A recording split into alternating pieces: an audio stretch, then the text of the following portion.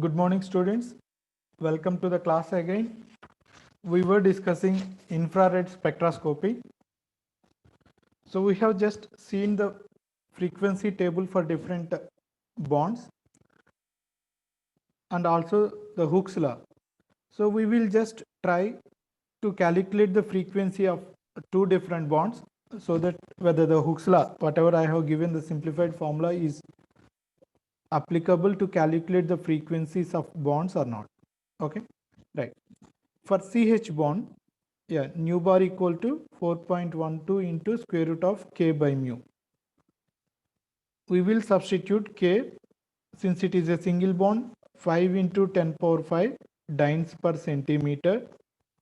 Then mu we need to calculate mu for CH. So M1 will be mass of carbon, H mass of hydrogen, 12 plus 1. So we need to substitute this here. Therefore, nu bar is equal to 4.12 into 5 into 10 power 5 by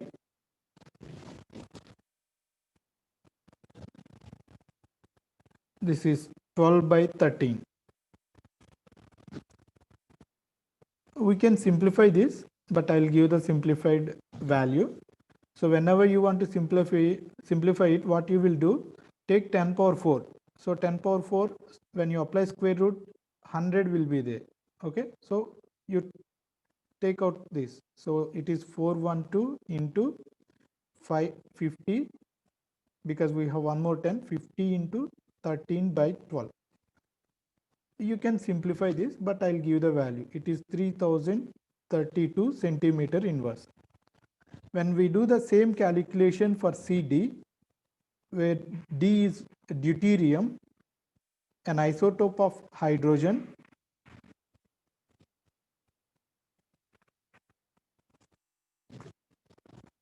deuterium mass is 2, it is 14. So you can go for this 412 into 50 into 14 by 24. You can simplify this and we will end up with 2228 centimeter inverse. Now you see hydrogen is replaced with its isotope and we have a huge difference in the frequency. So that means we can identify isotopes using infrared spectroscopy.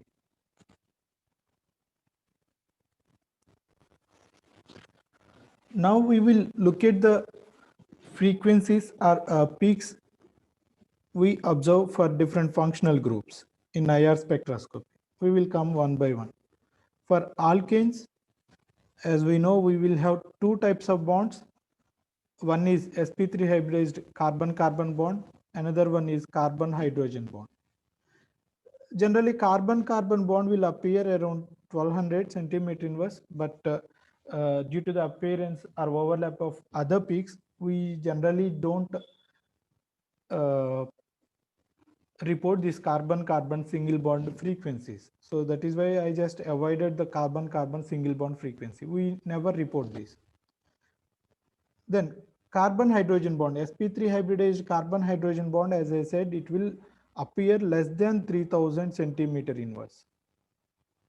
The carbon-hydrogen bond will appear less than 3000 centimeter inverse. So if it is an aliphatic system, that means hydrogen is attached to sp3 hybridized carbon, it will appear below 3000. If the hydrogen is attached to a carbon which is in either sp2 or sp hybridized state, then that will appear more than 3000. So alkene IR spectra doesn't have much peaks, and we do predict only this peak. Other peaks we don't worry. We don't worry about them. Right. Next, alkenes. Alkenes will have two different functionalities: carbon-carbon double bond and carbon-oxygen single bond. Carbon-oxygen single bond will appear around 3000 to 3100 centimeter inverse. Carbon-carbon double bond will appear at 1640 centimeter inverse. So we do observe these two peaks for alkenes. For alkynes, the functional, we do have two different functionalities, carbon-carbon triple bond and carbon-hydrogen single bond. We do observe this carbon-hydrogen single bond at around 3300 centimeter inverse, whereas this carbon-carbon triple bond will be observed at 2150 centimeter inverse. These are the main peaks which we observe in IR spectra for alkanes, alkenes, and alkynes. Now we will take some examples and then compare how they are different. For example, this is cycloheptanone, which appears at 1650 centimeter inverse. Then cyclohexenone appears at 1646. Sorry, cycloheptene, cyclohexene, cyclopentene. Cyclopentene appears at 1611. Cyclobutene appears at 1566. So when you observe the trend, what is happening? With the decrease in ring size, the frequency is also decreasing. That means the bond strength is decreasing. The bond strength is decreasing. For cyclopropene, it is 1656. For cyclopropene, it is 1656. So you don't need to remember all these values. I'm giving these values for comparison. Okay. In exam also, they don't ask where cyclohexene will give the IR peak or where cyclopentene will give the IR peak. They will ask comparison. Okay. We cannot remember each and every value for all the compounds. So when we study them with the comparison, then it would be easy for us to remember. In this series, cyclopentene is a special case, so we need to remember that. And for this, it will also give at 1611 centimeter inverse. Now, we will look at the cycloalkenes with substitution. Cyclopropene will give 1656. If you have one substituent on cyclopropene, one substituent on double bond, then bond strength will increase. It gives a peak at 1788 centimeter inverse. And if we have two substituents, the bond strength even increases. It gives a peak at 1883 centimeter. Now this story is same for all cycloalkenes, either cyclobutene or cyclopentene or cyclohexene. You know, the story is common. It is 1566, whereas it is 1641, it is 1675. The story repeats for all cycloalkenes. So please take the notes. I will just give the values for different cycloalkenes. It is 1611,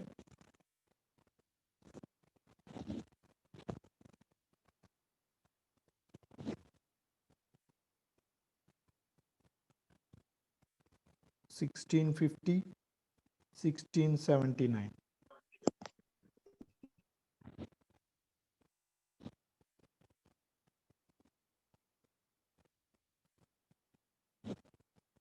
(1646), 1675, 1681.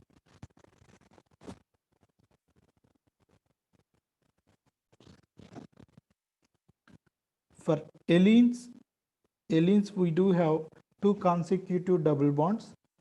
So it is allene. Allene will generally appear at 1140. We can easily remember this value, or we can easily identify the presence of allene because no other compound will give the peak at 1940. We have just studied about endocyclic double bond. Now we will look at the exocyclic double bond. Now, what if the exocyclic double bond is present on these rings? Again, we will go for a comparison.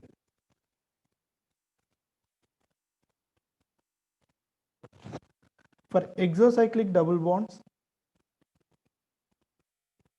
with increase in ring size, the frequency decreases. It is just the reverse to endocyclic double bond. With endocyclic double bond, the frequency decreases with decrease in size, whereas here the frequency increases with the decrease in size.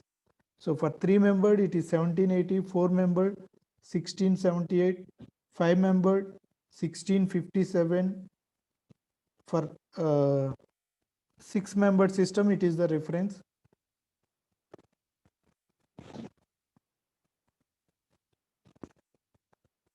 It is mainly due to the increase in strain.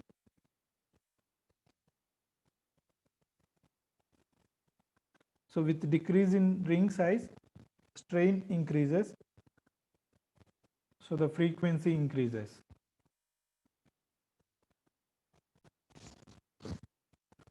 Now we will look at the stretching vibrations of aromatic functional groups.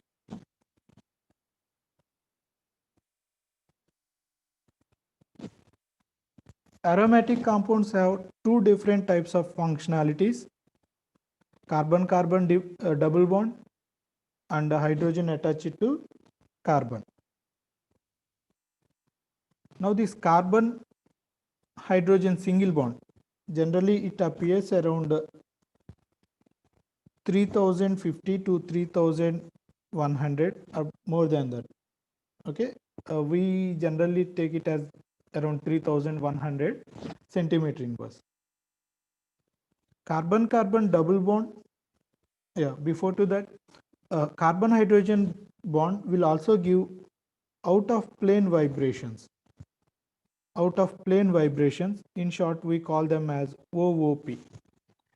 These out of plane bending vibrations, they are very, very important in identifying the aromatic compounds.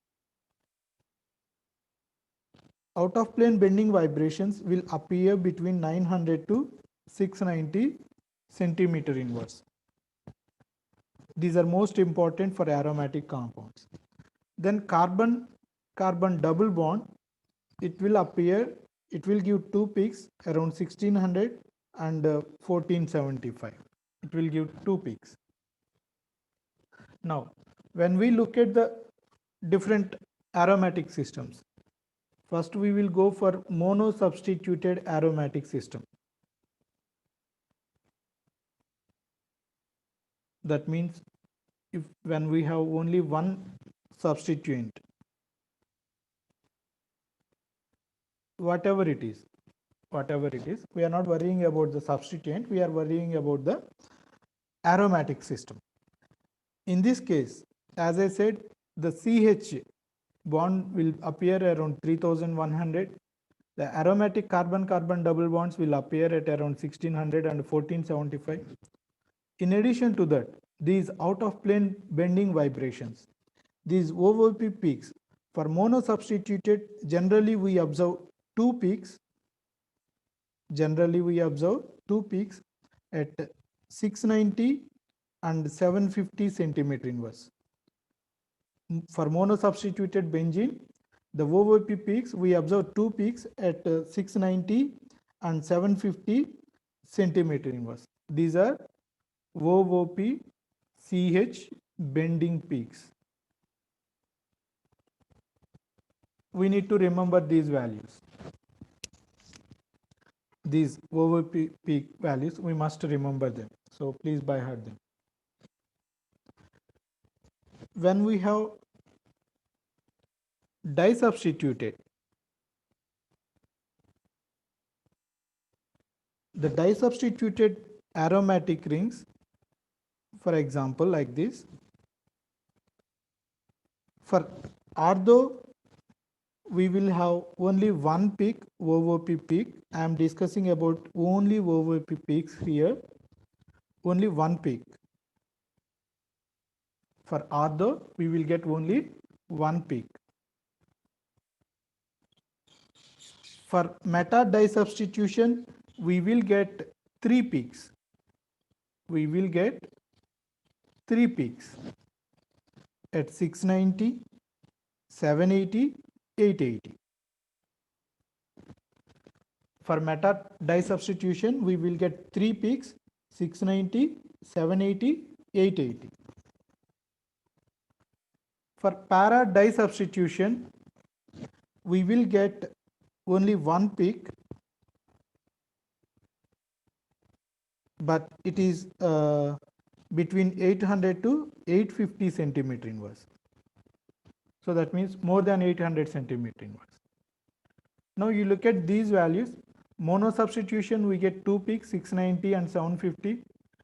Dye substitution, ortho we will get single peak 750. Meta we will get 3 peaks, 690, 780, 880. Para we get only 1 peak, but more than 800 centimeters. When you look at these values, see, these are not, no two values will have same values. No two peaks will observe at same values. See, mono substitution 2, we don't get 2 peaks for any other aromatics.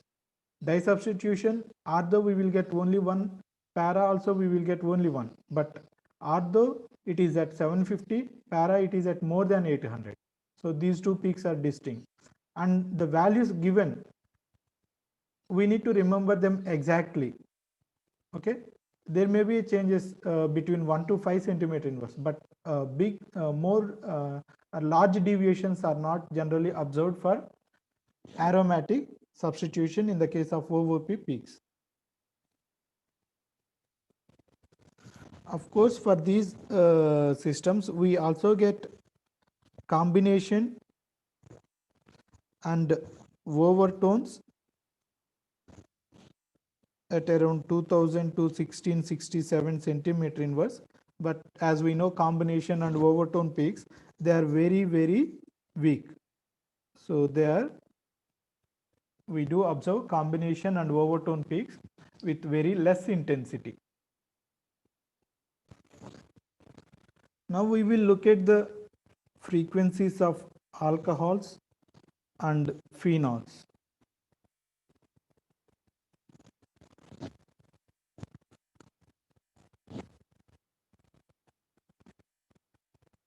For alcohols and phenols, the OH stretching vibrations will appear.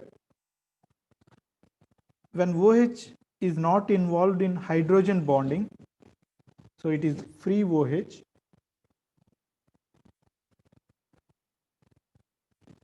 generally it will give a sharp peak 3650 to 3600 centimeter inverse. Sharp means like this. But when this OH bond is involved in hydrogen bonding,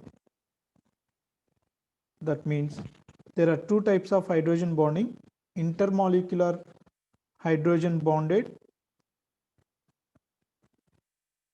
OH, intermolecular hydrogen bonded. Then this gives a broad peak at 3400 to 3300 centimeter inverse. You know, hydrogen bonding, that means this hydrogen is bonded or loosely bonded to other more electronegative atom. In that case, this OH bond strength will decrease.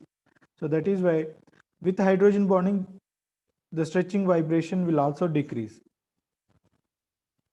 With intramolecular hydrogen bonded, of course, intermolecular is weak compared to intra. This will also give a broad peak at 3200 centimeter inverse. Intra is stronger than inter. For intra, that means in hydrogen bonding in the same molecule. Right. We can also differentiate these two things. When we have a neat or dilute solution in terms of solution, okay, Neat in the sense concentrated. Solution means dilute solution. When we have dilute solution, the molecules are separated, well separated, right? So in that case also intramolecular hydrogen bonding exists. So if you take concentrated solution or dilute solution or neat spectra, it will give this 3200 centimeter inverse. But whereas intermolecular hydrogen bonding for neat, yes, it will give this peak. Neat means concentrated compound. But for solution, yes, solution it is different. Why? We are preparing a dilute solution where the molecules are separated, well separated, so that we don't observe intermolecular hydrogen bonding. If we don't observe intermolecular hydrogen bonding, it means it is a free OH. So it will give around 3600. So this is the difference for intermolecular hydrogen bonding and intramolecular. Intramolecular hydrogen bonding exists even if there is a single molecule. So that is why in solution also the peak doesn't change. But intermolecular hydrogen bonding, yes, in dilute solutions, two molecules will be separated far away so that we don't observe intermolecular hydrogen bonding in dilute solutions. So in solutions, the peak will be observed at 3600, whereas neat or concentrated solutions, we observe a peak with the intermolecular hydrogen bonding at 3400 to 3300 centimeter inverse. So remember these values, these are important for identifying whether there is any hydrogen bonding or not. Phenols generally, as I said, when we take neat spectrum, we do observe the OH stretching frequency at around 3400 to 3300 centimeter inverse. Similarly, for methyl salicylate, yes, we do observe hydrogen bonding, intramolecular hydrogen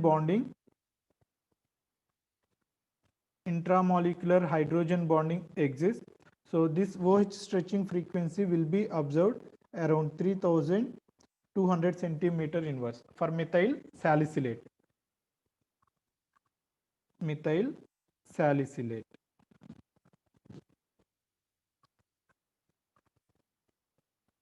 For carboxylic acids, it is entirely a different case.